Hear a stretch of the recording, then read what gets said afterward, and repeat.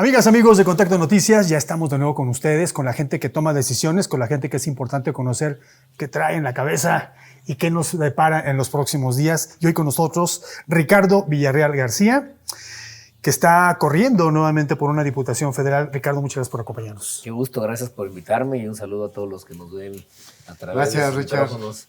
Richard. Pipe, buenos días. Pues bien contento, Gabriel, muchas gracias aquí en casa con Richard. Bienvenido, Richard, Pedrito. Aquí vamos a estar platicando temas bien interesantes. Pedro, ¿cómo estás? Bien, gracias. Pues es un honor, sinceramente, tenerte aquí, Ricardo. Al contrario. Sabemos que eres un verdadero defensor ahí en la Cámara Federal contra las inclemencias de nuestro presidente. Y hablamos de un legislador, de un político de carrera. Platicando un poco fuera del aire, hablábamos de la profesionalización de la gente, precisamente que está tomando decisiones para todos los mexicanos. Bueno, en el currículum de Ricardo, él fue ya alcalde de San Miguel de Allende, su tierra natal, pero también diputado federal en 3 ocasiones, contando la presente, y va corriendo por una 4ª ocasión. Pero además, algo bien interesante para nuestros amigos, él preside la Comisión de la Defensa Nacional, algo que ha estado en el ajo durante los últimos 6 años. Y queremos profundizar en eso, aunque hay otros temas que también queremos tocar con Ricardo. Primero que nada, ¿qué se siente tener las miradas, no nada más de los mexicanos, sino de unos mexicanos muy sui generis, que es la gente que se ocupa de la defensa del país? A ver qué dice o qué no dice Ricardo Villarreal. Mira, la verdad es que cuando empezó esta legislatura en el 2021, tú sabes que el Congreso se divide por comisiones. Yo la legislatura pasada, después de ser presidente municipal de San Miguel de Allende, tuve el honor de presidir la Comisión de Federalismo y Desarrollo Municipal. Ajá. Las buenas prácticas que llevamos a cabo en el municipio de San Miguel, que nos llevamos a ser considerada la mejor ciudad para vivir del mundo, una ciudad la más segura del estado de Guanajuato, con crecimientos económicos del 22% al año, el combate a la pobreza, en fin. Pues me pidió el partido, oye, preside la Comisión de Desarrollo Municipal, vamos a impulsar a los municipios del país. Y la verdad es que debo decirlo que con mucha pena topé con pared, topé con una pared que se llama Andrés Manuel López Obrador, que no cree en el federalismo, que no cree en los municipios. Y por más que peleamos y peleamos y peleamos, Morena se dedicó en esos 3 años a ir quitándole todos los programas que había para apoyar a los municipios de este país. Uno por uno los fue quitando y quitando y quitando. Te pongo ejemplos. Yo cuando era alcalde podía ir a la Comisión Nacional de Deporte y decirles, oye, pues vamos a hacer una alberca juntos, vamos a hacer una unidad deportiva, yo pongo lana, tú pon. O iba a la Secretaría de Turismo, iba a la SEDATU, iba a la Comisión Nacional de Pueblos Indígenas. Fíjate nada más, el presidente López Obrador dice que apoya a los pueblos originarios. Tenían más de 10,000 millones de pesos al año para infraestructura indígena y en los últimos 6 años ha habido cero. Les quitó el 100% de los recursos a los pueblos indígenas de este país. San Miguel de Allende, aunque la gente que me vea a lo mejor cree que todo es la parroquia, el centro espectacular que tenemos, patrimonio de la humanidad. ¿Y todo el mundo es güero? Por supuesto que no, tenemos 400 comunidades rurales, la mitad de mi población vive en comunidades rurales y somos el municipio con más comunidades indígenas del estado de Guanajuato. Entonces a mí me tocó convenir muchas veces con la Secretaría, con la SEDESHO del estado, con la Comisión de Pueblos Indígenas y hacerles obras de agua, de luz, de drenaje, en fin, meterles lo necesario a nuestros pueblos indígenas, porque al final del día en política lo que no se ve reflejado en presupuesto y en obras es pura demagogia, como lo que hace el presidente López Obrador. En fin, atacaron muy duro a los municipios, les quitaron el Fortaseg. Un tema fundamental es fortalecer a las policías de los municipios de este país. Es la única manera que podemos avanzar, por supuesto, con policías civiles en los municipios, en los estados, cada vez más fuerte, y les quitaron el dinero. Oye, yo compraba patrullas, las equipaba a mis policías, los mandábamos a cursos con recursos federales. Eso se le quitó a todos los municipios del país, ¿eh? No vayan a pensar que nomás a los del PAN, también a los de Morena. Porque el presidente tiene una visión centralista en donde él se cree Porfirio Díaz, aunque diga que le cae mejor Juárez, eso es falso, él se cree un dictador como Porfirio. Bueno, pues, ¿qué está haciendo? Trenes como Porfirio Díaz, ¿no? Estamos volviendo al siglo XIX, con sus trenecitos, sus refinerías, y él cree, pues, que desde el centro se hacen las cosas, y eso es totalmente falso. Y ahí voy a entrar un poquito, si te parece, a la parte que me preguntas de esta comisión. Por favor. Cuando cambia la legislatura y tuve pues el privilegio de volver a ganar en las urnas. Yo he ganado 4 elecciones, nunca he sido pluri. Me encanta la tierra, me encanta la calle, porque creo que los representantes populares nos debemos al pueblo. Por eso lo importante es la reelección. Sí, por supuesto, soy panista, creo en mis principios, en mis ideales, pero creo más en mis electores, en quienes te ponen ahí, y a eso vas a representarlos al final del día. Y cuando entramos a esta legislatura, en el reparto de comisiones, pues había quien decía, nos sacamos la rifa del tigre en el PAN. ¿Por qué? Pues porque nos quedamos la Comisión de Defensa Nacional. Y me habló Marco Cortés, que es un buen amigo, y mi hoy coordinador Jorge Romero, y me dice, no, yo Ricardo, pues estamos pensando en que tú le entres. ¿La atoras? ¿Te atreves? Por supuesto que sí. Es una gran responsabilidad, pero también es un gran honor. Y compromiso por México. Por supuesto. Porque sabíamos lo que venía. Y sabíamos que en muchas ocasiones le íbamos a decir que no al presidente de la República y a la defensa. Y esta se convirtió increíblemente, y lo tengo que decir así, en la comisión más importante del Congreso, porque el problema que más le preocupa hoy a las y los mexicanos es la seguridad pública. Y me van a decir, bueno, pero esta es defensa nacional.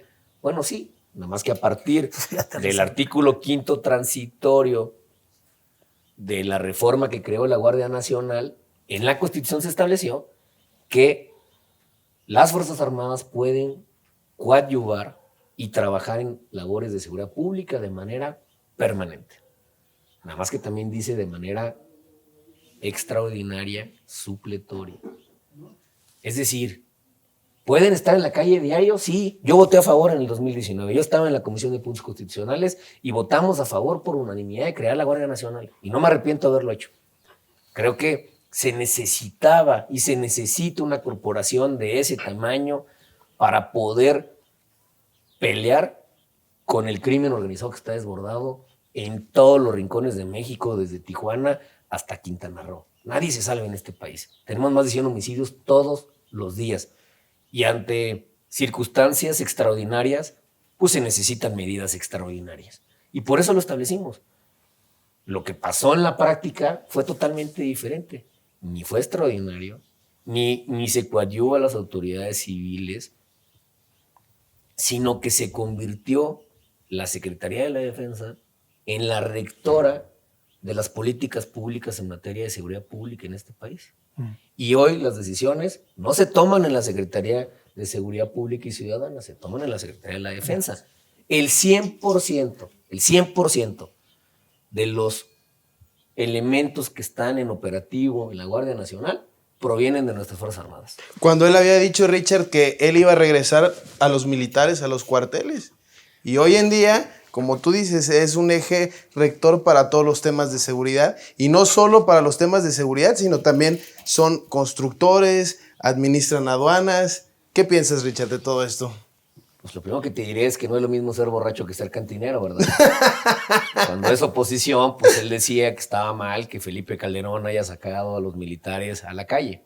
La realidad es que, insisto, vivimos en un estado de excepción en muchas partes del país. Y no puedes tener a más de 250,000 efectivos militares en los cuarteles, ayudándonos solamente en caso de desastres naturales. No, los necesitamos. El crimen organizado, hay datos que nos dicen que tiene más de 150,000 elementos en activo, en los diferentes cárteles. Con 25,000 policías federales no alcanzaba. Y fue una labor titánica la que se hizo en los gobiernos, yo te diría desde Ernesto Zedillo para López Obrador, de crear una policía federal profesional, capacitada, pero no era suficiente.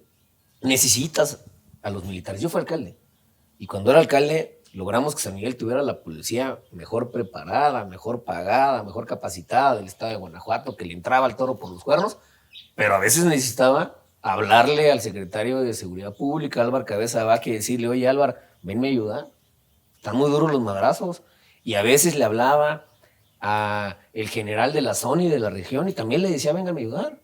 Yo lo hice, pero atrás de mí, como el jefe de la policía de San Miguel, que es cualquier presidente municipal, atrás. Porque el que sabe los problemas de verdad es la autoridad civil local. Hay que recordarle a quienes nos ven que la seguridad no solamente se combate a madrazos.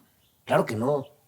Tiene que haber políticas públicas transversales. Estrategias, claro. Muchas. Y tenemos que lograr reconstruir el tejido social y mejorar la calidad de vida de nuestra gente para que se dedique a actividades buenas y no malas. Si alguien nace en una comunidad y no tiene agua, no tiene luz, no tiene drenaje, no tiene calles pavimentadas, no tiene espacios públicos para realizar actividades deportivas, culturales, recreativas, pues ese, bueno, no tiene acceso a un buen empleo, lo más probable es que pueda ser reclutado muy fácilmente por el crimen organizado. Y entonces te tienes que meter a todos los problemas de raíz, a mejorar la calidad de vida de los ciudadanos, a meterte en la parte social, política de las colonias, de los comercios, en fin. Y luego cuando hay gente que se porta mal, a entrarle con todo contra ellos. Por supuesto, yo creo en dos cosas. Todo el peso de la ley contra la delincuencia y toda la fuerza del Estado en contra de ellos. No hay de otra. Pero siempre bajo el mando de las autoridades civiles. Y cuando no nos alcanza la fuerza, pues entonces, oigan, amigos militares verdes, vénganme a ayudar, apóyenme. Y creo que eso es lo que el país tiene que hacer. En ese rol de presidente de esta Comisión de la Defensa Nacional, asumo yo que pues hay, digamos, mínimo teléfono libre para hablar con el secretario o con la gente que le rodea. ¿Cuál es el estado de ánimo actual de la Defensa Nacional, de los elementos, de los miembros, de los altos mandos de la Defensa Nacional, independientemente de que quien está en estos momentos al frente del país, pues como que a veces me los levanta, a veces me los degrada, pero ¿cómo se sienten ellos? Lo primero que yo les voy a decir es que yo, si ya tenía un alto respeto para nuestras Fuerzas Armadas, hoy tengo el triple. Mis respetos. Es una institución impresionante que se ha creado a lo largo de la historia de nuestro país y que siempre se ha manejado de manera institucional. Ellos han gobernado con el PRI durante más de 70 años, luego gobernaron con nosotros, con Fox y con Calderón, y luego gobernaron con Peña, y hoy gobiernan con López Obrador, y yo espero que mañana gobiernen con Xóchitl. Ellos son institucionales, ellos no ponen al presidente de la República, lo ponemos los ciudadanos, y ellos su obligación es proteger a nuestras instituciones y coadyuvar al progreso de nuestro país. Los mandatos que establece la propia Constitución, ahí están, y los respetan. Ahora, nunca se nos debe de olvidar que hay un comandante supremo de las Fuerzas Armadas, y ese es el presidente de la República. Y ellos, como buenos soldados que son, hay disciplina militar. Y si el presidente dice es así, es así. Y no juzgan y no cuestionan porque no es su trabajo. Ellos no son políticos. Y el presidente es el que ha tomado estas decisiones, unas buenas, unas malas y unas peores. Pero al final ellos han tenido que llevar a cabo el trabajo que se les ha encomendado. Muchas veces yo platico con el secretario en muchas ocasiones y dice, a ver, diputado, ustedes hicieron la Constitución, bueno, ustedes tienen la facultad de cambiar la Constitución, de cambiar la ley orgánica. Hay una facultad que establece puntualmente la Constitución que dice que las Fuerzas Armadas pueden coadyuvar en obras que lleven a cabo el progreso de México. Y en esa facultad, que es muy amplia, están todas las obras que están construyendo.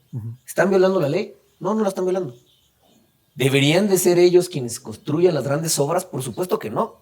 Deberían ser las autoridades civiles. Para eso tenemos una Secretaría de Comunicaciones y Transportes. O teníamos, porque yo no sé para qué está hoy, de adorno. ¿Qué pasa? Pues que cuando tienes un gobierno de leales poco capaces, que no sirven para nada, pues entonces tienes que decirle a los que sí tienen capacidad de hacer las cosas, háganlas ustedes. Llegale. Cuando nos quedamos al principio de este sexenio sin medicinas, porque el presidente tuvo la grandiosa idea de, según él, combatir la corrupción y quitarle todos los contratos a las farmacéuticas mexicanas, ¿qué acabó pasando? Desabasto. Claro, porque se fue hasta Francia a comprar medicamentos más caros de lo que valían aquí. Y lo que no se dio cuenta el presidente, porque no es muy brillante, es que las farmacéuticas mexicanas son empresas de logística enormes. Es como la Bimbo. Lo importante no nomás que hagan el pan, es que llegue hasta la última comunidad rural de este país. Son empresas, no nomás que hacen pan, son empresas de logística impresionantes, como la Coca-Cola, pues las farmacéuticas iguales. Y entonces compraste los medicamentos, llegaron al puerto de Veracruz, ¿y ahora cómo lo reparto? Oye, ejército, ayúdame a repartir medicinas por este país. Gracias a Dios tenemos al ejército. Si no, el desabasto de medicamentos hubiera sido mucho peor. Cuando destruyó el sistema de vacunación en este país por ineficientes, ¿qué acabó haciendo? Ejército, ayúdenme a vacunar a la gente del COVID. ¿Quién vacunó a los mexicanos en COVID? Fueron las Fuerzas Armadas. Gracias a Dios las tenemos. Si no, este país estaría mucho peor de como está. No tengo absolutamente ninguna duda. Si no llegaban las vacunas a tiempo, no hubiéramos tenido vacunas si no hubiera sido por el ejército. Destruyeron el sistema de salud. Con ello, por supuesto, el sistema de vacunación que había sido premiado y reconocido en todo el mundo lo destruyeron estos tarugos. Y entonces, pues el ejército ha tenido que entrar a tapar la ineficacia y la ineficiencia del presidente de la República y sus aliados. Entonces no estamos como Dinamarca. Pues creo que hasta yo no puedo ni ¿En qué reír siglo? porque la verdad es que yo que recorro mi distrito me da mucha pena ver lo que está pasando en materia de salud. Es una tragedia. Tienes más de 10 millones de familias mexicanas y mexicanos hoy que no tienen acceso a salud, que no tienen medicamentos. Yo vi en el Congreso cómo se robaron 140 mil millones de pesos de los fondos para las enfermedades catastróficas. Y eso, perdón, es no tener madre. ¿Cómo está eso de que se robaron? Pues había un fideicomiso. El Seguro Popular era un seguro, creado, por cierto, en los gobiernos del PAN. Y como todo seguro, pues tiene que tener una bolsa que cuando hay una catástrofe, pues te pague. Cuando chocas, la aseguradora tiene que tener lana para pagarlo. Para respaldar, claro. Bueno, había 140 mil millones de pesos para que cuando alguien, Dios no lo quiera, se enfermara de cáncer o de leucemia, pues entrara de inmediato esa bolsa a pagar a los niños con cáncer, a la gente con leucemia, con diabetes, a las enfermedades catastróficas que ustedes lo saben. No solamente destruyen la vida del paciente, destruyen la vida de la familia entera, emocional, físico y patrimonialmente. Y hoy no hay recursos. Se llevaron ese fideicomiso, nos dijeron a las y los diputados, no hombre, es que los fideicomisos son corruptos, como si los fideicomisos tuvieran vida propia. Claro. Los corruptos es la gente. Y entonces dijeron, pero no se preocupen, el año que entra en el presupuesto de egresos, le vamos a meter ese dinero a la Secretaría de Salud. ¿Qué creen que pasó? Llegó el presupuesto y no se lo metieron. No hubo. Como se llevaron los fideicomisos de ciencia, de cultura, de tecnología, de cine, de deporte, todos los, del CONACYT, todos los, el FONDEN, Fondo Nacional de Desastres, también era un fondo, otro, todos se los llevaron. En todos los casos nos dijeron que ese dinero se iba a etiquetar en el siguiente presupuesto para los mismos efectos y nunca sucedió. Y finalmente ustedes son los responsables de aprobar presupuestos y de convencer, jálale para aquí, jálale Lo para allá, hemos ¿no? votado en contra siempre. ¿Por qué? Porque en este sexenio no ha habido diálogo, porque en este sexenio no ha habido autonomía en la Cámara de Diputados. La Constitución, como ustedes saben, habla de 3 poderes independientes. De independiente la Cámara de Diputados no tiene absolutamente nada. ¿Por qué? Porque con la mayoría que ha tenido Morena y sus aliados, lo único que han hecho es ir a levantar la mano.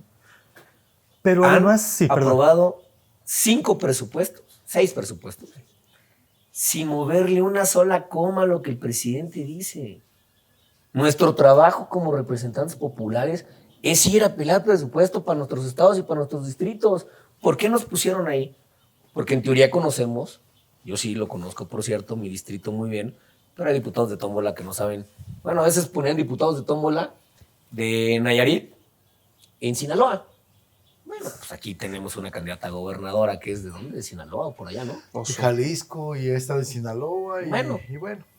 Pues a esos excesos llega Morena. Por supuesto que hay diputados que no tienen ni idea de dónde son diputados, pero en teoría los diputados representan al pueblo y tenemos que ir a pelear los intereses del pueblo. ¿Y quién sabe más de las necesidades de Guanajuato y de mi distrito? ¿Yo o el secretario de Hacienda que nunca se ha parado en mi distrito? Pues evidentemente yo. Y lo mismo los diputados de Irapuato y de León y de Baja California y de Quintana Roo. Y entonces tendríamos que estar todos en una gran mesa discutiendo las necesidades de todas las regiones de nuestro país y aprobando un presupuesto justo. Lo que ha pasado hoy es una tragedia porque el presupuesto de México se ha ido a obras totalmente Oye, Richard, absurdas. ¿y no sientes que les falta como una estrategia de comunicación? Porque sí, efectivamente, pues ahí está la arrasadora, ¿verdad? En la Cámara de Diputados por parte de Morena, pero el PAN o la oposición, ¿qué hace? O sea, sí, bueno, se paran ahí en tribuna y empiezan a decir, pero no toda la gente tiene acceso a lo que sucede ahí en la tribuna. Pero yo siento que, mira, y lo digo con mucha conciencia, digo, Marco Cortés está bien, bueno, es el presidente, y es el que debe de hablar, ¿sí?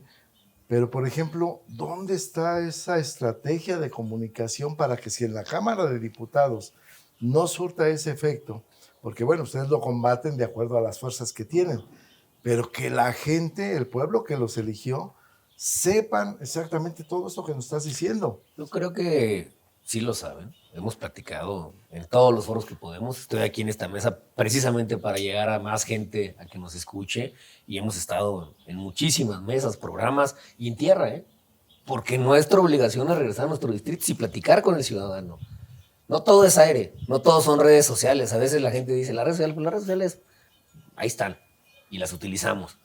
Pero hay que hablar con la gente, hay que hablar con los ciudadanos. Y cuando yo me paro en una comunidad rural de mi distrito, ya les platicaba que San Miguel tiene 50% de la gente en comunidades rurales, pero también San José Iturbide, que represento, también como un Ford, me tocan puras comunidades de la zona norte de Celaya. Cuando te paras ahí, la gente sabe que les quitaron el seguro popular. La gente sabe perfectamente que hoy estamos viviendo una crisis de inseguridad terrible derivada de las malas decisiones de políticas públicas del presidente López Obrador, y lo platicamos con los ciudadanos. La gente sabe que el presidente López Obrador en nuestro querido estado de Guanajuato no ha hecho una sola obra en 6 años. El presupuesto, ¿cómo se reparte? Tenemos más de 8 billones de pesos de presupuesto en este país. 80% de la recaudación federal participable. ¿Qué significa eso? Todos los impuestos que se cobran. Cuando compras una Coca-Cola pagas IVA, pagas IEPS, cuando la gasolina, cuando todo el mundo pagamos impuestos, directa o indirectamente. A veces nos retienen de nuestro salario, a veces somos empresarios y pagamos derivado de nuestras utilidades, pero siempre que consumimos estamos pagando impuestos. Así es. Inclusive cuando te pagan, acaba de salir ayer con la retiene. cuestión de que ya no te voy a retener si ganas menos de tanto.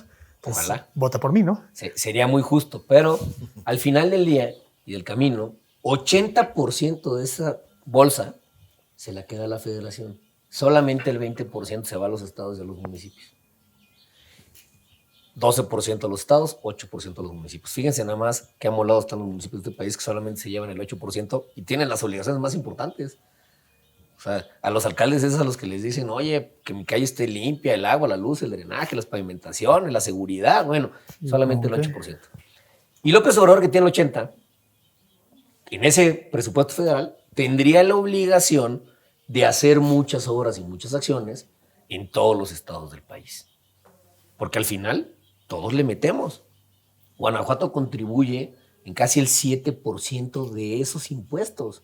Somos un estado enorme que crece por arriba del promedio nacional. Habemos muchísimas gentes que tenemos negocios, empresas, que generamos riqueza y que pagamos impuestos.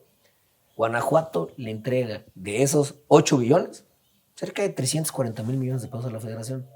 Y no nos regresa nada. El presupuesto del estado de Guanajuato este año debe andar como en 130,000 millones. Pues tenemos 200,000 millones de pérdidas. Si nos declaráramos un estado libre, independiente y un país nuevo, pues nos iría creo que mucho mejor. Por supuesto no estoy pidiendo eso, pero es increíble Ojalá. que nuestro presidente no haya hecho absolutamente nada en Guanajuato. Nada. Y me dijeras, bueno, Ricardo, pero ya hay una gran seguridad en México y ahora sí metió un chingo de lana en seguridad y vivimos como... Bueno, un día dijo que estábamos más seguros aquí que en Estados Unidos. Digo, yo he ido muchas veces a Estados Unidos y no me siento como en algunas comunidades de mi distrito, ¿eh? Y por supuesto, si voy a Zacatecas, bueno, imposible que vaya. Así de sencillo, ¿no? Sí, claro. Entonces, sí da mucha pena ver que nuestro dinero esté en obras que además de que no sirven, nos están costando el triple de lo que fueron presupuestadas por ineficiencia y por corrupción. Lo dejo claro. El Tren Maya iba a costar 150,000 millones de pesos, va en 500,000, casi 500,000 ya, y todavía le falta. Y les tengo noticias, desafortunadamente no va a servir para nada. Cuando termine esa gran obra, que por supuesto en el camino está generando alguno que otro empleo, está haciendo millonarios por supuesto a la familia del presidente, a la Milcar y a todos esos. Bueno, cuando termine la obra, no va a generar un empleo nuevo. Las obras deben de generar empleos en su proceso y cuando terminan, claro, detonar la economía. ¿Quién se va a subir a un tren que es más lento que un camión de pasajeros? Llegas más rápido en un flecha amarilla de Tulum a Cancún. Y a lo mejor era para ver la selva, y que se pero ya no hay selva. Estamos hablando de afectaciones en el ámbito presupuestal que también ustedes revisan, acuerdan, votan, etcétera. Pero también hay otros ámbitos, como el de la legislación, como el de la parte jurídica, una transformación de la ley de amparo, que no tiene que ver con cuestiones presupuestales, pero sí en cuanto a la defensa del propio mexicano ante el abuso de autoridad. ¿Qué pasó allí? Mira, te voy a decir, a veces yo leo chats y fake news y de pronto te dicen, oye, Ricardo, ¿sí es cierto que Morena se va a meter un día con la propiedad privada? Y todo el mundo dice, no, hombre, eso es una exageración. Pues eso pensábamos. Pero hace 2 semanas se metieron con la propiedad privada. Se están robando las pensiones privadas. ¿De quién es propiedad la pensión que está en tu Afore? La gente que lo genera. ¿Privada? Eso es propiedad privado. Y ya se metieron. Por primera vez en la historia de este país se metieron con la propiedad privada de las y los mexicanos. Y por supuesto, yo no me creo el cuento porque dicen que la burra no era lisca, sino que le hicieron a palos. Yo no les creo el cuento de que ese dinero se va a ir a un fondo para las pensiones de quién sabe quién es. Por supuesto que no. Se va a ir a una bolsa general, como se han ido todos los fondos que les platiqué hace un rato, para tapar los faltantes de lana del Tren Maya, de la refinería de Dos Bocas, que son un barril sin fondo y que van por el triple de lo que se presupuestaron y le siguen metiendo y metiendo y metiendo. Y como no alcanza, pues tengo que empezar a agarrar de todos lados. Mañana van a decir, señores, si tú tienes más de tanto en el banco, me lo voy a llevar porque, pues, ¿por qué tienes tanto, no? Eso es lo grave de lo que están haciendo.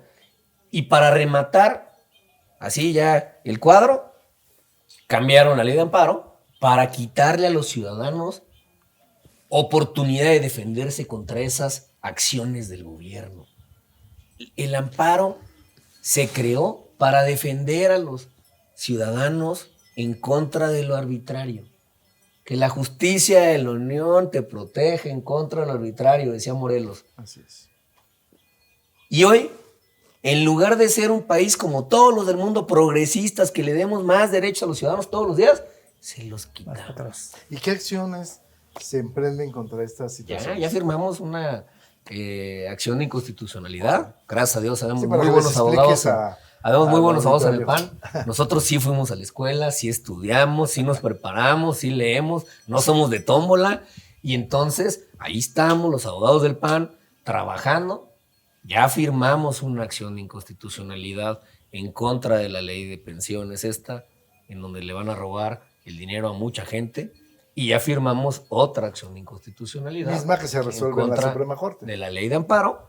Y esperamos que la Corte, por más amañada que esté y por más que el presidente haya metido ministros y ministras impresentables, no ocupa ser docto en derecho para saber que se está violando flagrantemente la Constitución, y yo estoy convencido que se aprobarán esas acciones de inconstitucionalidad y vamos a echar para abajo estas dos cosas, como hemos echado para abajo un montón de cosas. Hemos presentado en los últimos 5 o 6 años a lo mejor 100 acciones de inconstitucionalidad y les hemos tirado muchísimas arbitrariedades en la ley eléctrica, bueno, en la ley de la Guardia Nacional.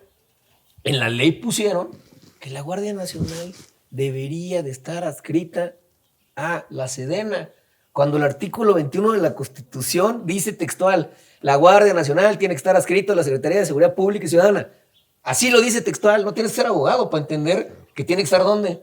Pues en la Secretaría de Seguridad Pública y Ciudadana, porque así lo dice el artículo 21. No somos tan tarugos, cuando hicimos la reforma que creó la Guardia, lo pusimos textual. Bueno, pues en la ley textual decía que la capacitación, el presupuesto, el mando y la administración de la Guardia iba a estar en la Secretaría de la Defensa. Pues entonces, ¿dónde estaba? En la Secretaría de la Defensa. Nos fuimos a la Corte y lo tiramos.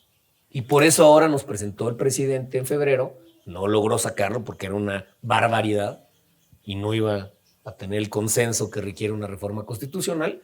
Nos presentó esta iniciativa diciendo, señores, pues ahora hay que cambiar el 21 de la Constitución y vamos a dejarlo en la Constitución ya. Pues por ahí hubiera empezado, ¿no? Claro. Oye, Richard, y dándole un poco de vuelta a la página, estamos ya en un periodo de cambio hacia la presidencia de la República y vimos que esta semana causó mucho conflicto la famosa encuesta de Massive Caller, donde apuntala que Xóchitl va prácticamente ya acercándose a Claudia Sheinbaum. ¿Tú cómo ves todo esto? Mira, Yo estoy seguro que la elección está mucho más cerrada de lo que dice el promedio de las encuestas. Hace 3 años decían que Morena nos iba a aplanar y los 4 partidos de oposición juntos tuvieron 23 millones de votos contra 22 millones de votos que tuvieron los 3 partidos oficialistas. Es decir, la oposición sacó más votos en el 2021 que ellos, divididos. Ese fue un problema, ¿no? Y hoy me vas a decir, pues siguen divididos porque MC no está con ustedes. Cierto, aunque yo creo que MC va en picada y aunque tenga canciones muy bonitas el candidato Maínez, no creo que vaya a lograr muchos votos. Nos decían que íbamos a ganar 3 alcaldías en la Ciudad de México y ganamos creo que 9. Entonces, yo la verdad es que ahí están, los datos son duros. En el Estado de México decían que Delfina Gómez iba a ganar por 20 puntos y creo que ganó por 4 o 5 puntos. O sea, la elección va a estar muy cerrada. Y nosotros estamos haciendo nuestro trabajo, evidentemente, todos los días en la calle, en donde nos toca. Yo represento uno de los 300 distritos que tiene este país.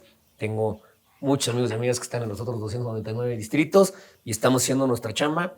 Tenemos que buscar ganar la presidencia de la República para poder verdaderamente llevar a México al siguiente nivel.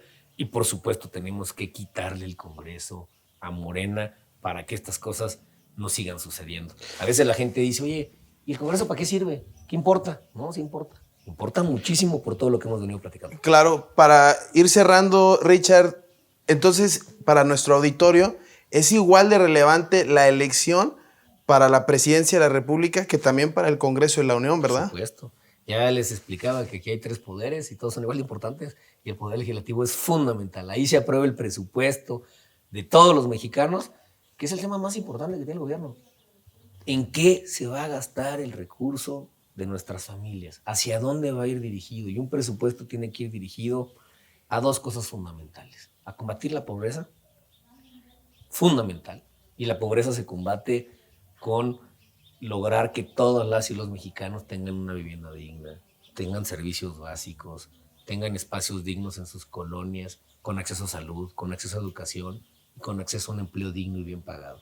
Así se combate la pobreza y debe ir desde el presupuesto, por supuesto, a generar desarrollo económico, porque el presupuesto tiene que ser no solamente ese motor de bienes y servicios que ayuden a la sociedad, sino también que en el proceso generen muchísimos empleos. El mayor gastador del país se llama el gobierno, y entonces necesitamos que gaste bien en todos los rincones de México para generar y detonar la economía. Necesitamos construir infraestructura que detone la inversión. Hoy tenemos una tragedia en donde me podría pasar explicándoles mucho tiempo, pero no lo tenemos. Lo que está pasando en la parte energética y eléctrica es terrible. México tiene la oportunidad más importante de su historia en materia de inversiones, gracias a la relocalización que requieren muchísimas empresas, el famoso nearshoring. Gracias a la guerra entre China y Estados Unidos, comercial, que a veces va incluso más allá ya de lo comercial, que no se va a arreglar. Gane Biden o gane Trump o quien sea, eso no se va a arreglar. La guerra en Europa, en lo particular en Ucrania, también está generándole graves problemas a los países europeos porque en sus países donde estaban produciendo hay guerras y hay conflictos. Entonces tienen que venir también los europeos a invertir a México y a producir en México. Todo esto nos da una ventana de oportunidad enorme, enorme. ¿Pero qué creen? No hay luz. Y si no hay energía eléctrica, no se puede invertir en este país. Es increíble. Somos el único país del mundo con energía, pero sin electricidad. Y también si no hay Estado de Derecho, ¿verdad, Richard? Por supuesto, es parte de lo mismo. Pero bueno, ¿dónde hay que invertir? Hay que invertir en redes eléctricas, por ejemplo. En lugar de tirar 30,000 millones de dólares en el Tren Maya, métele 10,000 millones de dólares a la transmisión y distribución eléctrica y entonces vas a tener un chingo de energía para que lleguen muchísimas empresas aquí a Irapuato, a León, a San Miguel, a Querétaro, a todos los rincones del país. Si le quitamos 3% de la industria a China, triplicamos la industria que hoy tiene el país. De ese tamaño es el potencial y eso lo vamos a lograr junto con Xóchitl, estoy convencido. Pedro. Bueno, yo nada más un mensaje a los jóvenes que creen en ti, Richard. Pues decirles que esta elección los que más tienen que ganar o perder son ustedes. Participen. Yo creo en un México de futuro, un México de oportunidades y un México en donde los jóvenes puedan hacer el sueño mexicano en México. que no se nos tengan que ir a otros lugares. Aquí tenemos todo para lograr llegar al siguiente nivel, pero necesitamos que voten por convicción y que voten, por supuesto, por el PAN. Y de manera muy breve, Richard, ¿qué para nuestro auditorio en 30 segundos, qué hace un diputado para aquellos que no saben? Aprueba el presupuesto de todos, aprueba las leyes y crea las instituciones del Estado mexicano. Y hace que no desaparezcan. Que no las desaparezcan o las Por transformen. Bueno, pues Ricardo Villarreal García, muchas gracias. Antes de despedirnos, quiero agradecer a Beatriz Cuisín, nuestro catering, a Loreta Pottery, la vajilla en la cual estamos degustando, pero sobre todo a Ricardo Villarreal García que nos ha acompañado. Él es candidato a diputado federal, guanajuatenses, sanmiguelenses. ¿Quién más se ocupa el distrito? San José Iturbide, Comonfort y una parte de Celaya. Perfecto. Ahí está Ricardo Villarreal por Acción Nacional. Gracias. Mucho éxito, muchas gracias. Gracias. Suerte, mi Richard. Suerte, Richard, gracias. Nos vemos la próxima. Gracias.